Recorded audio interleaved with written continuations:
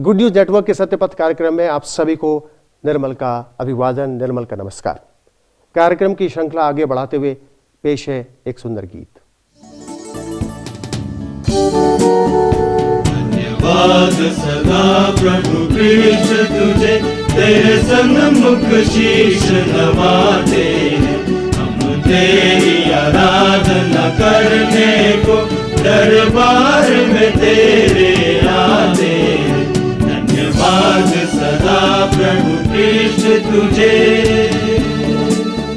धन्य वीरों का इस मंडली के, तेरे नाम पे जो बलिदान हुए।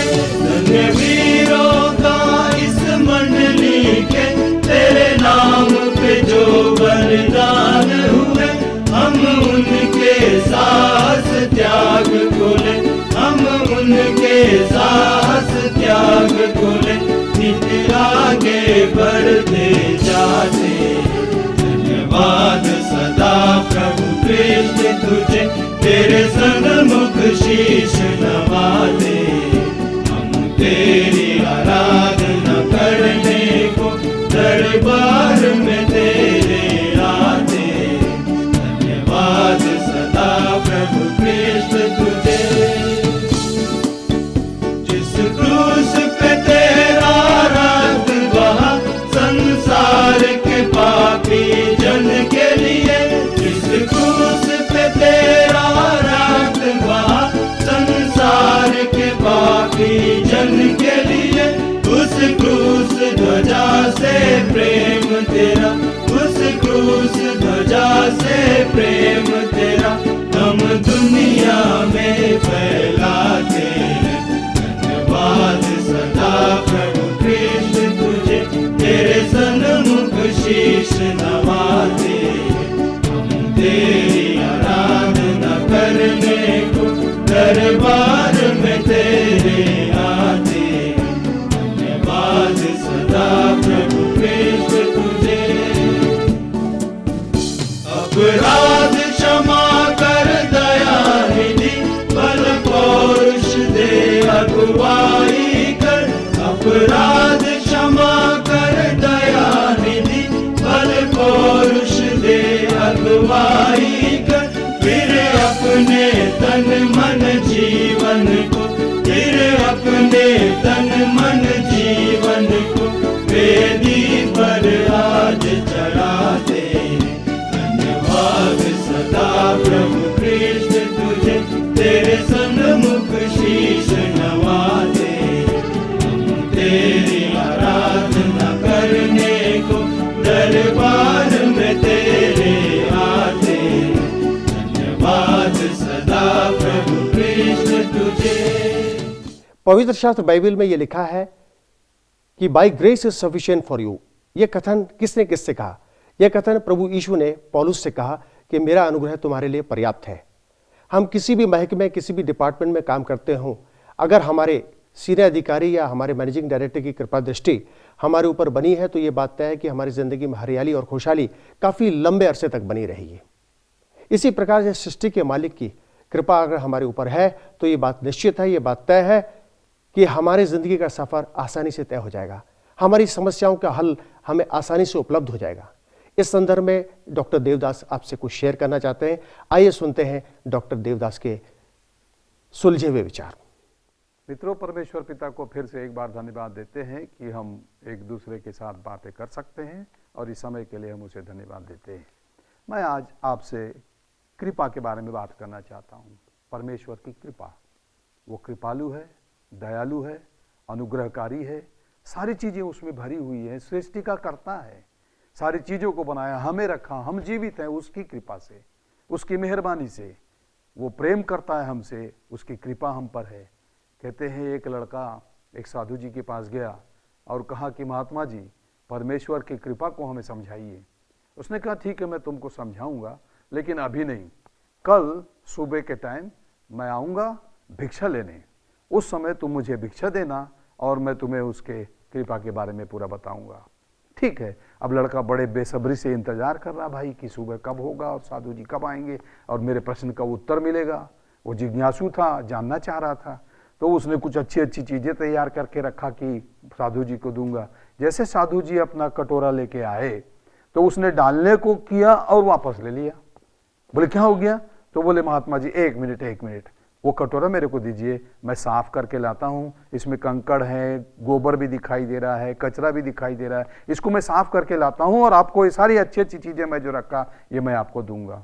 साधु जी ने बोला अब मेरे को भिक्षा नहीं चाहिए, मेरा पर्पस, मेरा उद्देश्य सॉल्व हो गया है। कैसे? कि यही चीज है बेटे, जब तुम्हारे हृदय रूपी कटोरे में मलिनता है, गंदगी है, जब तक तुम इसको साफ नहीं करोगे तो ये कृपा रूपी दान तुम्हारे अंदर में नहीं आ सकता है। यदि तुम्हें चाहिए तो अपने दिल को निर्मल करना पड़ेगा, साफ करना पड़ेगा। मेरे अजीजों, मेरे प्रिय लोगों, एक बात याद रखना, जब हमें उसकी कृपा को देखनी है, हम उसकी कृपा चाहते हैं, तो हमारे हृदय को हमें साफ रखना पड़ेगा, हमारे उद्देश्यों को साफ रखना पड़ेगा। और बिना किसी द्वेष भाव के जब हम निर्मल हृदय लेकर उसके पास जाएंगे तो अपरंपरा रूप से वो हमें देने के लिए तैयार है। वो खाली देने वाला खुदा है, खाली देने वाला खुदा है, लेने वाला खुदा नहीं है। क्योंकि जैसे देखिए, बाइबल के एक अंश मैं आपको पढ़ के सुनाता हूँ, शायद बहुत लोगों को मालूम भी रहता है कि ये बाइबल धर्मशास्त्र में क्या लिखा है। कुछ कुछ चीजें ऐसी हैं जो कि कई जगह लिखी भी रहती है। जैसे मांगो तो तुम्हें दिया जाएगा, मत्ती रचित सुसमाचार करके एक नए नियम की पहली पुस्तक है, इसमें इसके 7वें अध्याय में उसके 7वें वचन में ऐसा लिखा है, मांगो तो तुम्हें दिया जाएगा, ढूंढो तो तुम पाओगे, खटखटाओ तो तुम्हारे लिए खोला जाएगा। मतलब क्या है? जब मैं मांगूंगा तो मुझे मिलेगा। मतलब मेरे परमेश्वर चाहता है कि मैं कुछ करूं, आप कुछ करें, उससे मांगो। और खाली ऐसा है कि बैठे रहोगे तो बैठे रहोगे, नहीं मांगोगे तो क्या होगा? नहीं मिलेगा। वैसे ही ढूंढो तो पाओगे, कोई चीज खो गया तो ढूंढो। अरे भाई, कहते हैं कि एक बूढ़ी औरत थी, वो सड़क के वो फेडलाइट के नीचे वो कुछ खोद रही थी, बाकी मोहल्ले के लड़के भी जुड़ गए। क्या हो गया? तो बोले बेटा तेरे को मालूम है एक सुई है मेरे पास, उससे गुदड़ी सीती हूं और कमाती हूं, वो सुई कहीं गिर गया, उसको खोज रही हूं, वो नहीं मिलेगा तो मेरा आज का धंधा बंद हो जाएगा। सब खोजने लगे। एक लड़का उससे पूछा कहां गिरा माँ, ये तो बता। तो बोले सुई तो घर में गिरा है। तो घर में गिरा तो यहां क्यों खोज रही? बोले वहां बत्ती नहीं है, यहां बत्ती है तो खोज रही हूं। उसको मिलेगा क्या?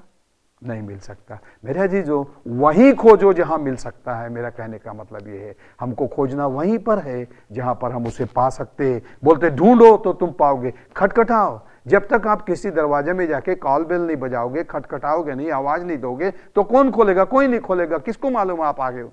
गर्मी के दिन है तो दोपहर में जाके देखो सब बंद रहता है, रात में समय चले जाओ सब बंद है, किसको मालूम? लेकिन मैं कॉल बेल बजाऊंगा, मेरे स्वयं के घर में भी मुझे जाना है तो जब सब बंद है कॉल बेल बजाऊंगा या खटखटाऊंगा, तब कोई आके, मेरे बच्चे या पत्नी आके दरवाजा खोलती मैं अंदर जा सकता हूं। वैसे ही प्रभु चाहता है कि उसके दरवाजे को खटखटाए। वो ऑलरेडी हमारे दरवाजे को खटखटाता है। प्रकाशित वाक्य जो आखिरी पुस्तक है उसमें लिखा है दिल के दरवाजे पे खटखटा रहा है, हमको ताड़ना दे रहा है, आवाज दे रहा है कि खोलो, तुम सिर्फ खोलो और मैं तुम्हारे अंदर में आ जाऊंगा। इससे बड़ी कृपा और क्या हो सकती बताइए? वो दयालु है, कृपालु है और उसकी ओर से मनुष्यों के लिए जो कुछ किया जा सकता उसने किया, ताकि उसके उस अनुग्रह से हम मुक्ति पा सके, जिसको बोल सकता हूं। और ये सारी चीजें मिलकर एक नाम को बताना चाहे तो वो है यीशु। यीशु जो है हमारे लिए सब कुछ है। होशे की पुस्तक में भी लिखा है कि तुम कृपा और न्याय के काम करो, कहता है। और आगे कहता है कृपा सच्चाई हृदय में लिख लो। कृपा को और सच्चाई को हृदय में तुम लिख लो। जैसे देखिए, एप्लीकेशन देते हैं ना भैया अपन कहीं नौकरी के लिए या छुट्टी के लिए, जब मैं एप्लीकेशन देता हूं तो मुझे 3 दिनों का आकस्मिक अवकाश देने की कृपा करें, लिखते कि नहीं लिखते? उनसे हम कृपा मांग रहे हैं। मतलब मेरे छुट्टी मेरी है और उनसे मांग रहे हैं कि मैं उस पर कृपा करो और मेरे को आप छुट्टी दो, और उन्होंने दिया। ये सब चीजें जो है प्रभु यीशु मसीह के लिए हम लागू करके देखें, परमेश्वर के लिए देखें तो वो खाली देने वाला है, लेने वाला नहीं है। देखो भैया, सौदा किसको कहते हैं? लेन देन को। एक ट्रांजैक्शन बोलते हैं ना, सौदा। जैसे मैंने पैसा दिया, आपने 1 किलो तौल के अनाज दिया, सब्जी दिया, जो भी दिया, उसमें क्या है? मैंने आपको पैसा दिया, आपने मुझे सामान दिया, आपने मुझे पैसा दिया, मैंने आपको सामान दिया, लेन देन हुआ। ये नहीं, कृपा जो है एक तरफ का, उसने दिया और लिया कुछ नहीं। ये है प्रभु यीशु मसीह। केवल लेता है तो क्या चाहता है? अपनी कुर्बानी के बदले में वो हमारे अच्छे जीवन को चाहता है। हमारे चाल चलन को अच्छा करना चाहता है, हमारे चरित्र को अच्छा करना चाहता है, हमारे घरों को अच्छा करना चाहता है, हमारी बुद्धि को निर्मल करना चाहता है, निर्मल एकदम शुद्ध करना चाहता है। हृदय में कोई गंदगी नहीं, कटोरा साफ करो, तुम्हें कृपा उसमें दी जाएगी। वो सारी चीजें देना, खाली देना वो नहीं, बगल में उसके जब बहला भोंका गया, उसके खून के बदले में पानी निकला, मतलब खून खत्म हो गया, उसके लहू खत्म हो गई उसके बदल से, तो भी जीवित था। उसके सिर में कांटों का मुकुट है, उसके बाद भी वो देखता है आंखें खोल के। मैं होता तो शायद आंखें खुलती भी नहीं मेरे। एक कांटों का मुकुट, कांटा यदि गड़ जाए, कीला सिर में इधर से लेकर यदि इधर तक नीचे आंख के पास से निकल रहा है, कान के पास से उसका छोर निकल रहा है, और वो दर्द और पीड़ा के मारे मैं आंख खोलूंगा और देखूंगा क्या किसी को?